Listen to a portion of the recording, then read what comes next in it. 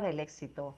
Soy Silvana Pimentel y estoy muy a gusto de presentarles a una invitada súper especial, la doctora Michelle Almeida. Ella es psicóloga clínica, autora internacional bestseller, conferencista motivacional y directora de la Clínica de Psiquiatría y Psicología Felicita Ramos. Con más de 20 años de experiencia, Michelle ha dedicado su vida a ayudar a líderes y profesionales a crecer con equilibrio, propósito y resiliencia. Vamos a hablar de su trayectoria, de cómo liderar con salud mental en el centro y, por supuesto, del rol de la inteligencia artificial en cómo puede apoyar tanto en la productividad, del bienestar de los emprendedores y ejecutivos. Mi estimadísima Michelle, un placer tenerte aquí con nosotros en Guía para el Éxito. Un placer, Silvana. Estoy muy contenta de estar aquí por fin en tu programa. Sí, detrás de escena comentamos que, bueno, la doctora Michelle es alguien muy especial y hemos estado tratando de coordinar esta entrevista por unos meses ya, ¿no? Pero estoy súper a gusto de que estés hoy con nosotros, mi querida Michelle. Gracias. Hablemos de tu historia. Cuéntanos un poquito acerca de tu origen, cómo descubriste tu pasión sobre la psicología clínica. Bueno, soy puertorriqueña, Ujú. eh, nacida en Nueva York de padres puertorriqueños, pero criada en Puerto Rico. Así que pasé la mayor parte de mi niñez y mi juventud hasta la adultez viviendo en Puerto Rico. Mm. Mi primera pasión fue el magisterio. Así que cuando entré a la universidad, estudié educación y me hice maestra, me gradué como maestra de educación especial de niños de Wow. escuela. Entonces, en el proceso tomé clases de psicología, de la Ujú. conducta humana. Y en ese proceso me interesó muchísimo todo lo que tenía que ver con la parte psicológica del ser humano, la conducta del ser humano, los pensamientos, las emociones. Así que cuando me gradué como maestra, me fui a trabajar como maestra para, ¿verdad? Ya producir, pero continué estudiando. Así que mientras trabajaba como maestra, iba también estudiando de noche la maestría y Wow. la hice en psicología. En ese Mm. proceso continué, me interesó muchísimo y continué hasta terminar el doctorado en psicología clínica. Qué Así que interesante. integré la parte de la educación y mis años como maestra, como fundadora de una escuela, de una academia. Fui Ujú. dueña de un instituto en Puerto Rico por 20 años Wow. y trabajé prácticamente en todas las etapas de la educación. Así que trabajé como maestra de escuela primaria, trabajé Ujú. como maestra de escuela secundaria, pero también trabajé como profesora universitaria. Y todo esto mientras iba desarrollándome en mi carrera como psicóloga clínica. Qué interesante, no sabía eso. Fascinante, Michelle. Mirando hacia atrás, ¿qué momentos claves crees que marcaron tu camino hacia convertirte en autora, conferencista y directora de tu clínica? Sí, bueno, puedo identificar varios momentos, pero creo que hay unos momentos en la vida que uno experimenta, unas experiencias que te marcan. Mm. Entonces, sin embargo, puedo también pensar en momentos en mi vida, desde mi niñez hasta mi adultez, que me moldearon y me prepararon, me encaminaron Ujú. hacia lo que más adelante parece ser una coincidencia, pero yo soy fiel creyente en que la vida te va preparando y te va presentando en el momento adecuado y oportuno oportunidades donde uno toma la decisión de si uno quiere continuar ese camino. Mm. Entonces, te puedo decir que por razones de mi profesión, me Ujú. interesó mucho acerca de los temas que tenían que ver con la prevención del suicidio. Mm. En ese momento esto fue entre el 2014 y el 2015, ya yo estaba trabajando para una clínica de salud mental, porque ya yo había finalizado mi preparación como psicóloga clínica en el 2006. Entonces fui moviéndome más del campo educativo hacia el campo de la salud mental. Hice una transición y esa transición fue casi obligatoria porque en el 2010 yo cierro mi instituto educativo. Mm, Así que eso me lleva a cambiar el curso hacia el campo de la salud mental. Pasé del campo de la educación al campo de la salud mental. En el 2014 fui interesándome en temas relacionados a la prevención del suicidio. eh, y entonces en el 2015 se me presenta la oportunidad de tomar un adiestramiento a través del Departamento de Salud de Puerto Rico, ujú. eh, para ser adiestradora sobre la prevención del suicidio. Resulta que para ese entonces se estaba desarrollando en la clínica una división que tenía que ver con atender situaciones de paciente, lo que nosotros llamamos manejo de casos Ujú. dentro de la clínica. Se va desarrollando, pero no sé si recuerdas que en el 2017 hubo, en Puerto Rico pasaron por el huracán María, Oh, sí, me que fue acuerdo. devastador. Así que del Devastador. 2015 al 2017 fueron 2 años donde yo estuve en un proceso de desarrollo, de conocimiento y de adiestramientos que aunque me interesaba mucho, en verdad no sabía qué era lo que esperaba más adelante que iba a abrir la oportunidad de tomar la decisión de verdaderamente tomar ese camino y ser propulsora y defensora de la salud mental. Así que en el 2017 ocurre el evento devastador del huracán María en Puerto Rico. Ujú. Nosotros como clínica de salud mental nunca cerramos. Lo que Mm, hicimos fue que comenzamos a utilizar los medios de los teléfonos y mm. todos los medios que pudimos para poder atender la crisis que estaba ocurriendo en ese momento en Puerto Rico, donde la gente estaba, bueno, casi Fue incomunicada, fue ¿verdad? terrible. Sí, me acuerdo. Entonces, en ese momento fuimos como puente de ayuda para otras agencias, no solamente para nuestros pacientes, somos Ujú, una clínica ambulatoria de salud mental, ujú, donde tenemos psicólogos, psiquiatras, trabajadores sociales, ¿verdad? Todo enfocado hacia la salud mental. Pero en ujú. ese momento, voluntariamente, empezamos a trabajar en colaboración para ayudar personas a tener acceso a ayudas. En ese momento, las agencias gubernamentales estaban saturadas porque había tanta gente en necesidad al punto de que escuchábamos que las líneas de ayuda estaban saturadas. Una Wow. persona conseguir una ayuda inmediata era a veces difícil Ujú, y nos tocó tener llamadas y llamadas de personas en crisis. mm, Entonces pusimos en función una red de apoyo. ujú, En ese momento, todos los adiestramientos que yo había tomado acerca de cómo ayudar en momentos de crisis, los puse en ujú. función. Qué bonito.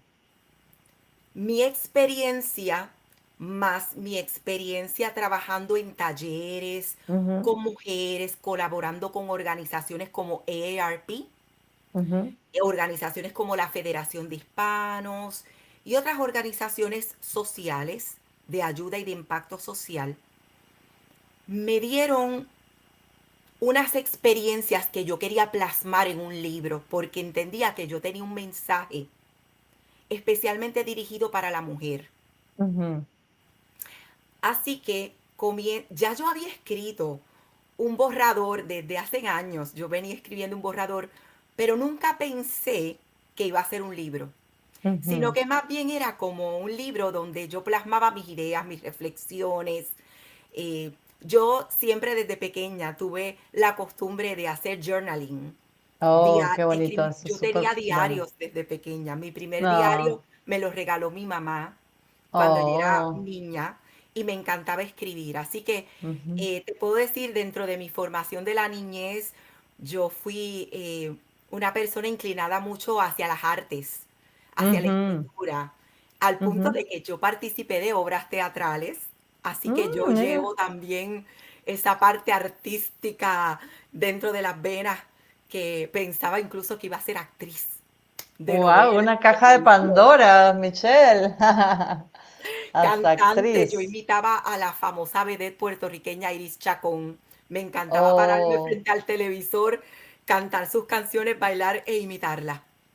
wow. Yo creo que todas esas características se unieron Ujú, para permitirme pararme frente a cientos y miles de personas y hablar sin sentirme tímida, porque de timidez no tengo nada.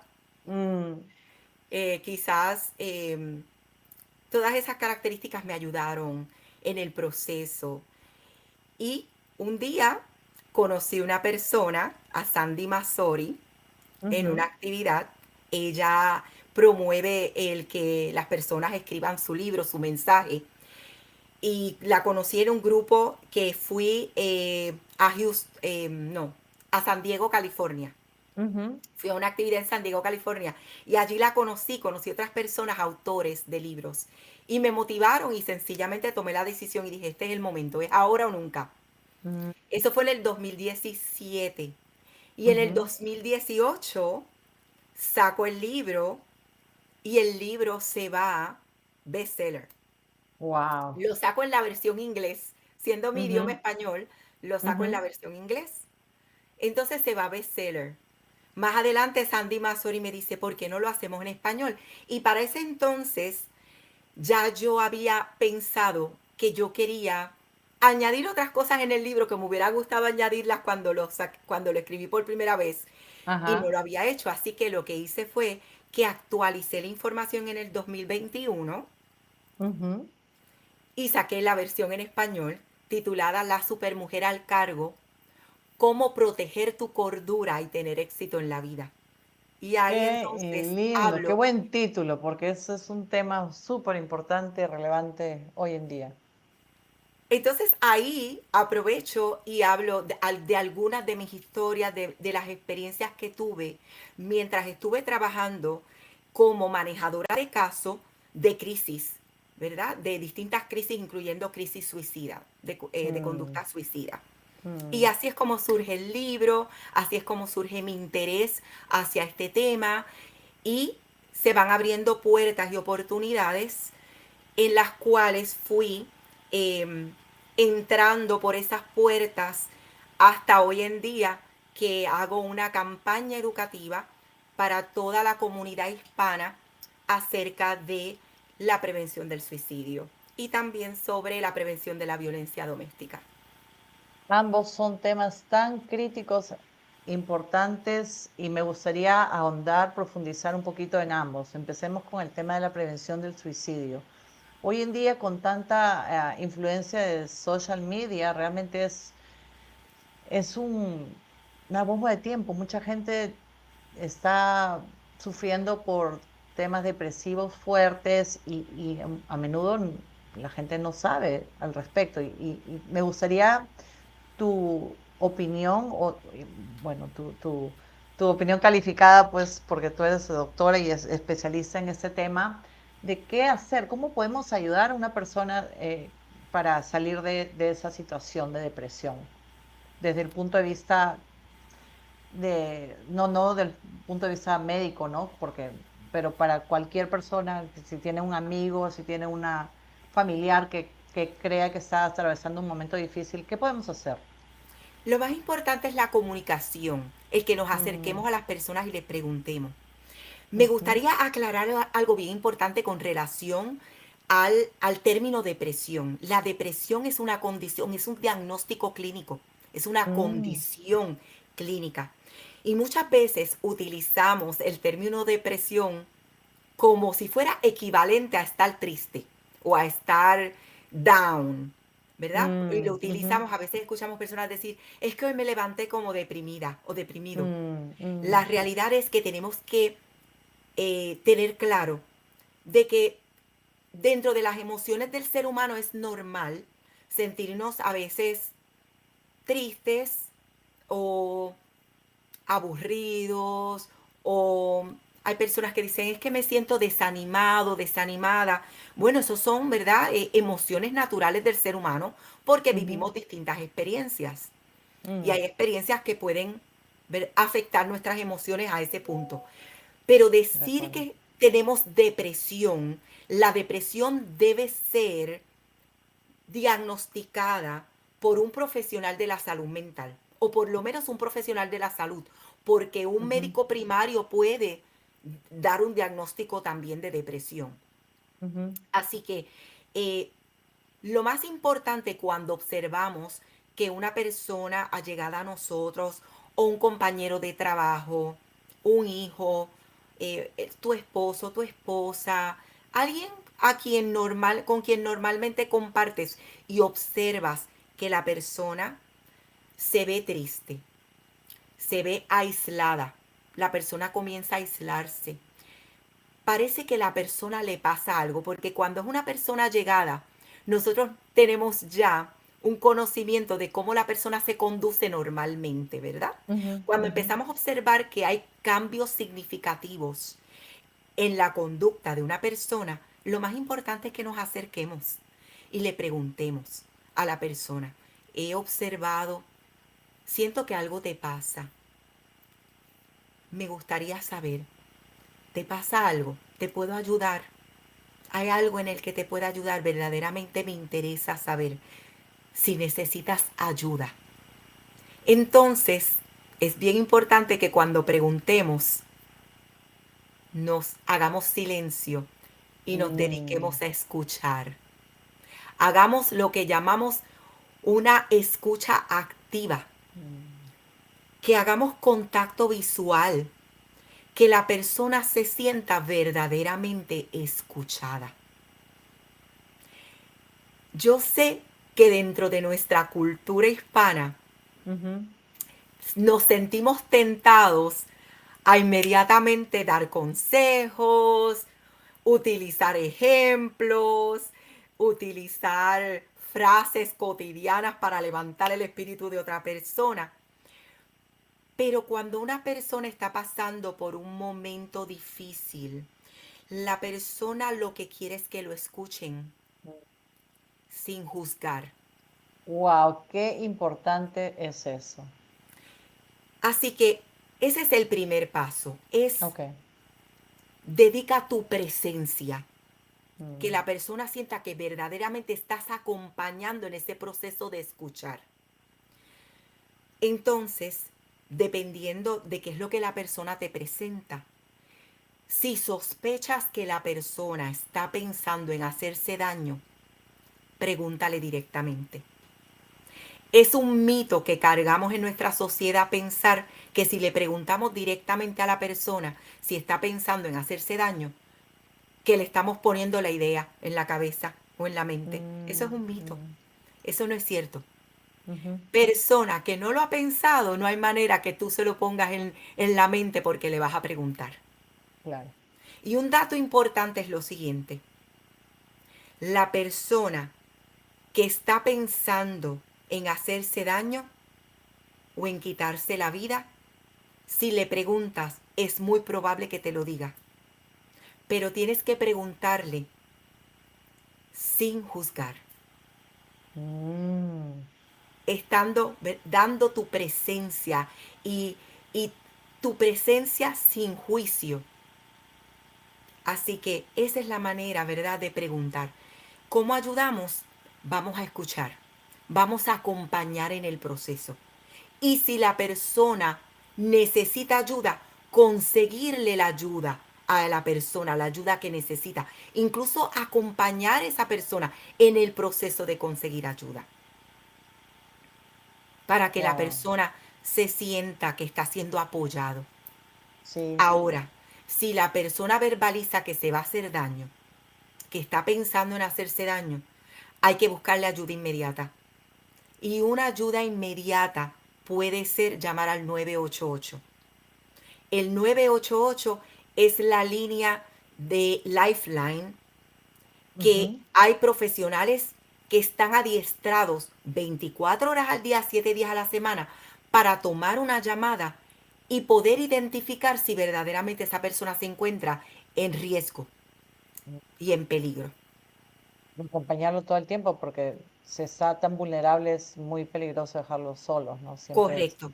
Si es una Qué persona inte- que en ese momento te ha expresado que está pensando en quitarse la vida, que está pensando en hacerse daño, entonces no lo dejes solo ni un minuto. Asegúrate que consiga la ayuda que necesita inmediata. Y si no sabes dónde llevarlos, no sabes qué hacer, llama al 988. Y el 988 tiene una persona profesional adiestrado para manejar esta situación que puede identificar si la persona necesita una ayuda inmediata o si la persona lo que necesita es conversar, expresarse, desahogarse. Wow. Ujú. Qué importante lo que estás diciendo. Y pues este podcast, ojalá que pueda ayudar a mucha gente a hacer una diferencia, ¿no? Porque a menudo una de las cosas constantes que veo en casos de personas que se suicidan, básicamente, y dudé porque sé que hay palabras que cómo se tiene que decir, pero bueno, personas pues que se suicidan, entiendo que el entorno de la persona a menudo se sorprende profundamente porque no tienen ni idea de los sufrimientos que estaba atravesando esta persona antes de cometer eso. Porque a menudo son gente que aparentemente, o sea, disimula que no dice abiertamente que se sienten tristes o que están atravesando un mal momento o que están pensando en quitarse la Correcto. vida. Entonces, Cierto, es porque importante. este tema envuelve mucho silencio por el tabú, por el estigma social, y esa es una Mm, de las, la misión, esa es la misión precisamente de la campaña educativa con la que estoy ujú, trabajando, es vamos a desmantelar ese estigma social que cargamos, generacionalmente cargamos unas ideas, unas preconcepciones que tenemos, que las llevamos cargando generación tras generación, donde pensamos que es un tabú hablar de esto. Y tenemos que romper ese estigma, porque la gente necesita sentirse que puede hablar y que puede pedir ayuda y que no es de persona débil pedir ayuda y que no hay nada de que avergonzarse por pedir ayuda. Al contrario, es de valiente pedir ayuda. mm, Requiere valor pedir ayuda. Entonces, vamos a hacer, a normalizar, a hablar acerca de cómo nos sentimos. Entonces, para aliviar, ¿verdad? La carga de la preocupación de que utilizamos la palabra suicidio en una ujú, conversación, es que la persona que esté escuchando esto, si esta conversación le incomoda o de alguna manera le hace sentir alguna emoción que le impacta, siempre tienes la alternativa de desconectarte, ¿verdad? De esta conversación y entonces trabajar con esa emoción y si quieres volver a escuchar la conversación, puedes volver a reintegrarte a nuestra conversación cuando así lo sientas oportuno. mm. Pero tenemos que aprender a normalizar socialmente esta conversación, hablando acerca de la salud mental, de la salud emocional y de cómo ayudarnos socialmente.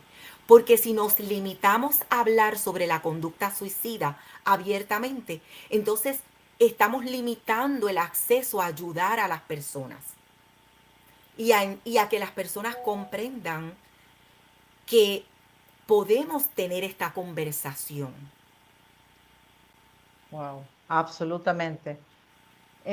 Y ahora en un mundo tan expuesto a social media, ¿qué rol juega social media en todo esto? Porque entiendo que hay muchos casos de personas que se han suicidado a raíz de alguna vergüenza que pasaron en social media, especialmente jóvenes adolescentes. Claro. Déjame aclarar, Silvana, que Ujú. la conducta suicida es multifactorial. ¿Qué Ok. significa esto? Social media puede ser uno de los factores donde hay muchos escritos acerca de esto y estudios que señalan que el aislarse dentro de las plataformas sociales es un factor de riesgo. Mm. Pero hay otros factores de riesgo que también juegan un papel, ¿verdad? Como por ejemplo, personas que tienen condiciones ya preexistentes de salud mental.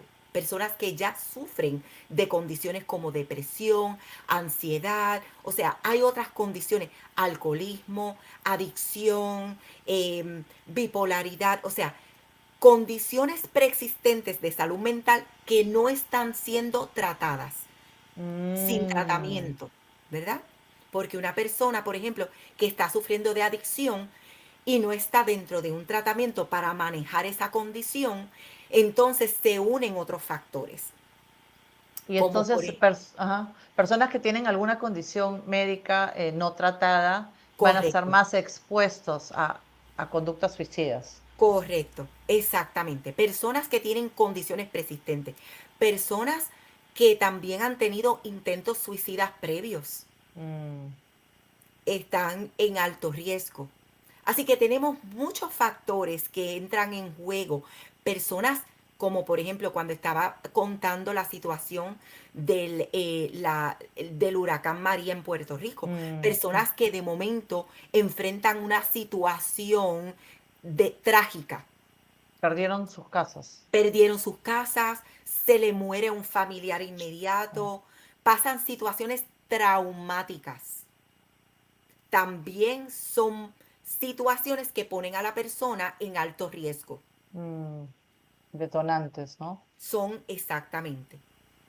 Wow. ¿Y qué podemos hacer para protegernos de cómo estos factores pueden afectar, especialmente regresando al tema de social media? ¿Cómo Claro, podemos protegernos y proteger a los tenemos que adolescentes? educar a nuestros niños y a nuestros jóvenes, y aquí entra mucho los padres, el rol de padre y de madre. Es educar acerca de el tiempo adecuado de invertir en plataformas sociales. La Mm. plataforma social es como cualquier otro instrumento. Es un arma, es un instrumento que tiene doble filo, porque es Ujú. un instrumento que puede ser utilizado adecuadamente para la productividad, para la comunicación. Ahora mismo estamos utilizando plataformas sociales Ujú. para impartir un mensaje, para Ujú. comunicarnos y para llevar a cabo campañas tan importantes como lo que es educarnos acerca de la prevención del suicidio y acerca de la crear conciencia sobre nuestra salud mental. Ujú. Pero como cualquier otro instrumento o cualquier otra, digamos, instrumento o, ¿cómo le podemos llamar? Cualquier otra cosa que tenemos en la vida, que son cosas que pueden ser fascinantes y que nos pueden Ujú. apasionar, pero si invertimos mucho tiempo, si nos obsesionamos con eso y si descuidamos otros aspectos de nuestra vida y nos dedicamos totalmente a invertir tiempo en plataformas sociales, estamos descuidando de nuestra salud emocional. De acuerdo. Y de los mensajes que dice la Organización Mundial de la Salud es que estamos viviendo en unos momentos en la sociedad donde la gente se encuentra muy aislada. Así que Mm. tenemos como una epidemia de aislamiento. Y Wow. precisamente es el aislamiento uno de los factores de riesgo de la conducta suicida. Wow, qué interesante. Vienen a mi mente dos cosas, dos factores. Uno es el tema en social media, el tema digamos, un mundo paralelo. Mucha gente postea principalmente, pues, cosas bonitas, cosas buenas, y a menudo hay algún grupo de personas que se puede sentir, uy, mira, esa persona está haciendo esto, yo no, ¿dónde quedo yo? Y puede ser un trigger para algo, pues, para una situación que se puedan sentir tristes, se puedan sentir que están fallando, etcétera. Eso por un lado, pero por otro lado, otro tema que los hace vulnerables es la crueldad, ¿no? Que hay mucha gente súper cruel que hace comentarios muy desagradables en social media y eso pueden definitivamente pues hacer a este grupo de gente, especialmente estoy pensando en los adolescentes y que puedan estar más expuestos, puedan sentirse afectados, avergonzados y que pueda ocasionar que tomen medidas como el suicidio. Claro, claro, porque los jóvenes son muy, muy vulnerables, están Sí, todavía en el proceso de búsqueda de identidad, entonces son ex- vulnerables. Y existe lo que se llama el sí, cyberbullying, ¿verdad?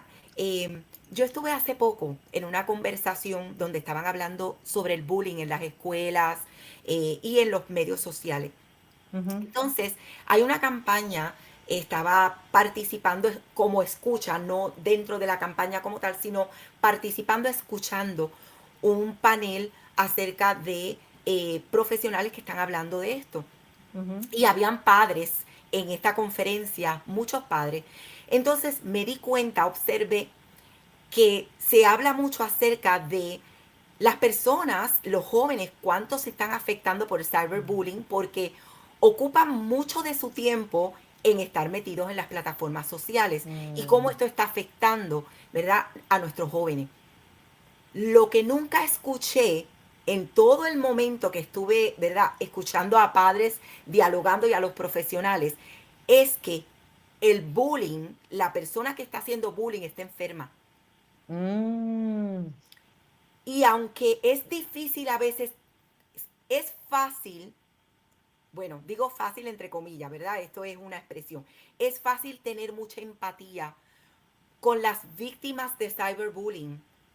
A veces se nos olvida y es difícil tener empatía con los que están haciendo el bullying o con los que están ocasionando el daño emocional.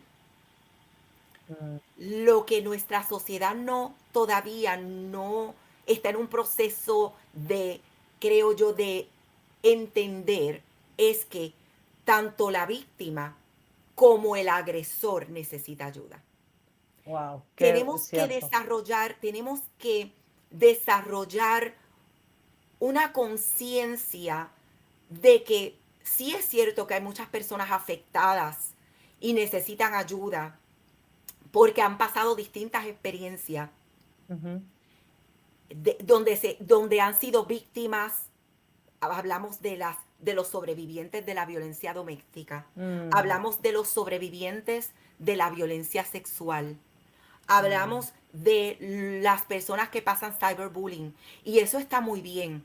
Tenemos que ayudar a estas personas, pero también tenemos que enfocarnos en cómo, como sociedad, nos educamos de qué vamos a hacer para ayudar a estas personas que son los agresores. Porque seguimos victimizando también, no solamente a la víctima, pero seguimos victimizando al agresor. mm, Se nos se nos hace difícil a veces entender que aquella persona que cometió la tragedia de ir a una escuela a crear las tragedias que estamos viendo hoy en día de asesinatos. Y yo sé que sí, esto es un tema delicado y es un tema controversial, sí. pero como profesional de la salud mental es mi responsabilidad y como educadora, porque a pesar de que no soy maestra de escuela ya, Ujú, pero soy por vocación educadora. El magisterio me apasiona y entiendo que en nuestra sociedad es importante que nos eduquemos acerca de qué vamos a hacer y cómo vamos a mejorar, ayudando también a los victimarios. mm. Los victimarios también necesitan ayuda. Qué buen punto. Y a menudo la gente no pensamos en eso porque nos concentramos en lo evidente que es la víctima, ¿no? Pero el victimario también es una víctima de alguna manera porque posiblemente la mayoría de victimarios han recibido agresiones físicas o abusos, ¿no? Psicológicos de Abusos. diversos tipos. Entonces, por eso, de alguna manera, pues tienen esos traumas y actúan de esa manera. Hay tantas cosas que quisiera seguir hablando contigo, Michelle. Me gustaría seguir hablando, bueno, un tema que ni siquiera hemos tocado, la violencia doméstica, la pandemia, pero voy a concentrarme en un nuevo tema que es súper relevante para este podcast, que es la inteligencia artificial y su influencia en salud mental. Te digo como ejemplo para hablar de esto, que mucha gente está utilizando la inteligencia artificial como un coach mental, como un... Y esto es totalmente controversial, lo entiendo y quisiera tu opinión, pero a menudo la gente que se siente sola y utiliza, simplemente quiere tener un contacto con alguien que lo escuche, y a menudo ChatGPT se ha convertido en eso, un consejero, en un ser, no es una persona, es un asesor. Entonces, quisiera tu opinión en el uso de inteligencia artificial en salud mental. Y me encanta. Estaba esperando que me hicieras esta pregunta. Sí, sí, Ok. es interesante. ¿Recuerdas que estaba mencionando que hay herramientas Ujú. que pueden ser utilizadas productivamente, Mm, positivamente y que nos ayudan a avanzar en nuestra sociedad? Pero esa ujú. misma herramienta puede ser también algo, si no se utiliza correctamente, puede ser algo deteriorante.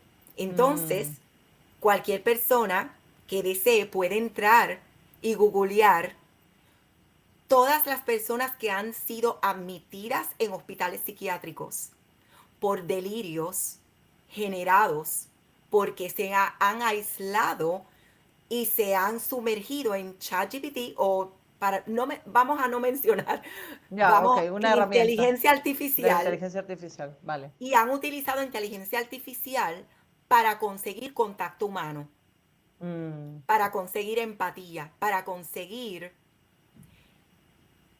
esa parte espiritual, humana, que necesita el ser humano de conexión.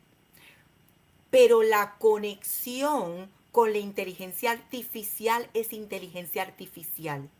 Y tenemos que tener mucho cuidado porque sabemos ya que la inteligencia artificial y personas que están utilizando a inteligencia artificial para lograr esa conexión que necesitan, alcanzar, llenar ese vacío que ujú, sienten, lo que está generando es personas que están delirando y que mm, están desarrollando un mundo de fantasía donde las personas están desprendiéndose de la realidad.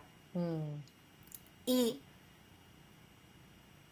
gran parte, si no podemos decir probablemente con la parte completa, de lo que separa a una persona de lo que es saludable a lo que es no saludable, es cuando te apartas de la realidad. qué interesante. Sí, te digo, por experiencia conozco como 5 personas que tienen relación emocional con un ChatGPT, por ejemplo. Exacto. Sí, Entonces, están ujú, dándole características humanas, están dándole una conexión humana a una inteligencia artificial, le están dando una conexión humana y espiritual ujú. a algo que es artificial. Yo creo que es basado en la necesidad de sentirse escuchado, de sentirse pues apreciado, mucha gente, o tener alguien con quien conversar. Entonces, Exacto, hablemos ya hablamos brevemente de los malos usos, y coincide contigo 100%. La inteligencia artificial es una herramienta tan poderosa, pero que puedes usarlo para algo bueno, que ojalá sea el caso de la mayoría, pero si se utiliza para el lado malo, puede ser muy, muy peligrosa. Hablemos de buenas aplicaciones positivas de la inteligencia artificial en la salud mental. desde tu claro. punto de vista, Michelle? Pues yo particularmente estoy utilizando inteligencia artificial para todo lo que tiene que ver con mi organización. Así Mm, que inteligencia artificial para mí se ha convertido en en mi asistente tecnológico. Cuando excelente. tengo dudas acerca de qué herramientas utilizar, inteligencia artificial me ayuda haciendo análisis. Inteligencia artificial me ayuda buscando contenido para trabajar. Yo trabajo muchos talleres y estoy utilizando inteligencia artificial para lograr desarrollar material, contenido educativo que sea verdaderamente impactante y que tenga veracidad. Porque veracidad me refiero, yo trabajo mucho con evidencia. Yo Mm, trabajo lo que le llaman evidence-based. O sea, ujú. yo, como decimos en el buen puertorriqueño, yo no me saco de la manga lo que voy a decir. Ah, Yo claro. busco evidencia, Ujú, evidencia empírica, que es lo mismo que, ¿verdad?, la evidencia científica. ujú. Y los profesionales de la salud mental tenemos que dejarnos llevar por aquel material, herramientas que verdaderamente ya están probadas que funcionan. Yo Ujú, no puedo a una persona que tiene una condición en particular trabajar con unas herramientas que se sabe que no funcionan para claro, esa condición o para esa situación particular. de Porque, por acuerdo. ejemplo, una persona que acaba de pasar por una pérdida significativa Ujú, de un compañero de vida y está en un proceso de luto, yo no voy a traer para trabajar con esa persona herramientas que son motivacionales y de otros aspectos que pierden o que minimizan la empatía mm, y la validación de que el ser humano también necesita procesar sus sentimientos de tristeza y de pérdida y de dolor. En momentos de dolor yo no traigo fiesta, porque aunque mi deseo es que la persona logre encontrar la estabilidad y logre encontrar nuevamente un sentido de felicidad en la vida, ujú. pero es correcto, adecuado y saludable procesar emociones tristes también. Así que para mí, inteligencia artificial es un instrumento que me ha ayudado muchísimo a avanzar, a economizar tiempo, a desarrollar material más impactante, más bonito, más poético. Y yo como soy un poquito así, media poética, media dramática, pues a mí me encanta que mi contenido tenga todo eso, ese aspecto también. Buenísimo, excelente, Michelle. Pues el tiempo se pasó tan rápido, yo creo que vamos a tener que programar una segunda parte para hablar de los temas que no hablamos, porque sí son bastante importantes. Comprendo con mucho gusto. Excelente. Michelle, quisiera saber cómo la gente se puede, los oyentes que se sientan inspirados con esa conversación y que quisieran saber más de ti o trabajar contigo, cómo pueden contactarte. Pues mira, a través de plataformas sociales también. Así Ujú, que tengo una página de Facebook, me consiguen a través de doctora Michelle Almeida. Estoy en Facebook, estoy en Instagram. eh, Prontamente estoy en el proceso de abrir una academia también en mm, línea, así que para adultos. Eh, y, y esta academia es para preparar adultos para ser facilitadores de la prevención del suicidio. qué bonito, qué interesante. Así que me Bu- consiguen a través de las plataformas sociales también, ujú. a través de doctora Michelle Almeida o en inglés, doctor Michelle Almeida. De las dos maneras me consiguen en este mundo de habla hispana, pero también de habla inglesa. Perfecto, pues muchísimas gracias, doctora Michelle Almeida, por compartir tu historia tan interesante, estrategias y visión, y qué bueno que tenemos para que sigas haciendo una diferencia y marcando la vida de tanta gente que estás ayudando desde tu posición. Si este episodio les inspiró, compártanlo con alguien que necesite escuchar este mensaje. Suscríbanse y dejen sus reseñas. Recuerden seguirnos por aquí en @IA para el éxito en Instagram o en YouTube, y suscríbanse al podcast si les gustó, por favor. Muchísimas gracias y nos vemos en el próximo episodio de IA para el éxito. Chao, Nos chao. vemos. Bye. Bye, gracias, Michelle.